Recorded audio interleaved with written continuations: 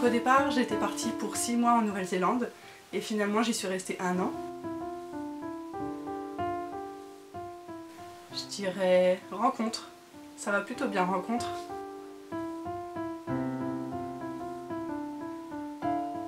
J'étais en stage en Belgique et en fait j'ai complètement raté ce stage, c'était vraiment pourri. Et il y a un collègue qui m'avait parlé du Working Holiday Visa. Je me suis renseignée sur le sujet et je me suis dit ce visa là c'est le plan idéal pour ne pas recommencer dans mon métier tout de suite. En fait c'était complètement un échappatoire. Donc j'ai choisi un pays un peu au hasard, c'est tombé sur la Nouvelle-Zélande. Et puis finalement je devais rester 6 mois là-bas. Je m'étais engagée pour rester 6 mois auprès de ma famille et de tous mes amis. Et j'ai fait que des rencontres, que de nouvelles aventures, j'ai trouvé un travail là-bas. Et finalement j'y ai passé déjà 1 an. Alors là je suis juste revenue pour les fêtes, Nouvel An, et j'y retourne encore 2 ans parce qu'on m'a proposé encore un contrat pour 2 ans.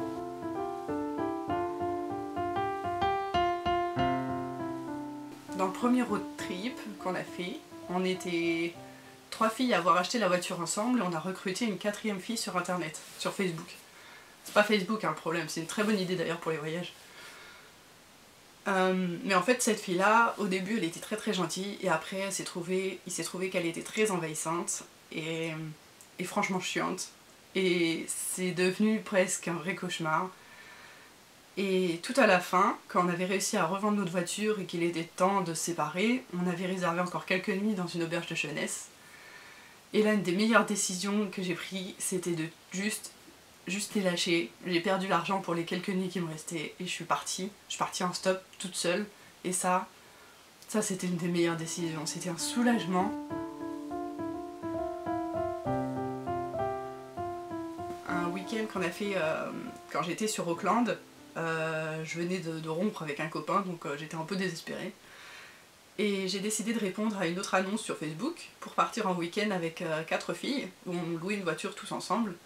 Et donc à chercher une conductrice et j'étais là, j'ai répondu et on est partis tout ensemble dans la région d'à côté. On a dormi dans un couchsurfing, donc c'est un hébergement gratuit que les gens proposent comme ça. Et en fait avec ces filles-là j'ai passé le meilleur week-end que j'ai passé depuis le départ. C'était juste un espèce de coup de foudre amical, on a rigolé du début à la fin, on avait toutes des expériences de galères qui nous étaient arrivées juste avant. Et donc en fait le fait de toutes se retrouver un peu en mode désespéré au départ et finalement que tout se passe super bien, c'était juste un soulagement incroyable. Et en fait avec ces filles-là on est encore amis et on est restés à Auckland amis tout ensemble pour sortir et compagnie jusqu'à la fin, donc jusqu'à ce qu'il soit temps pour chacune de rentrer chez soi.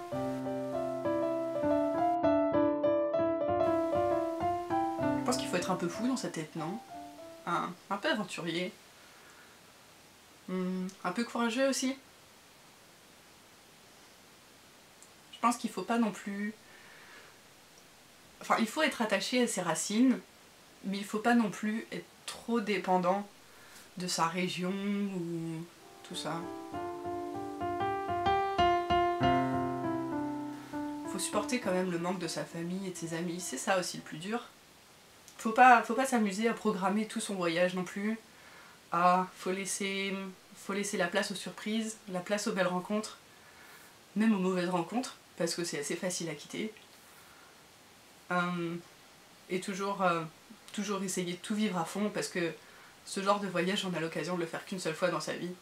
Donc il faut jamais se priver, il faut jamais avoir peur. Surtout de se lancer dans l'inconnu, et surtout d'oser des expériences qu'on n'imaginerait jamais en fait.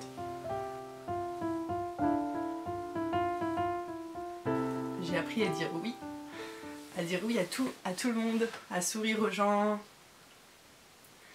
Il faut tout le temps laisser de côté derrière soi ses émotions personnelles pour aller en avant, pour aller à la rencontre des gens. Ça, il y a des jours où c'est pas trop facile, mais d'un autre côté, je suis quelqu'un qui déteste être seule, mais pourtant je voyage tout le temps seule. Et en fait, dans ces voyages-là, quand t'es ouvert aux autres, les autres viennent vers toi spontanément, et en fait, t'es jamais seule.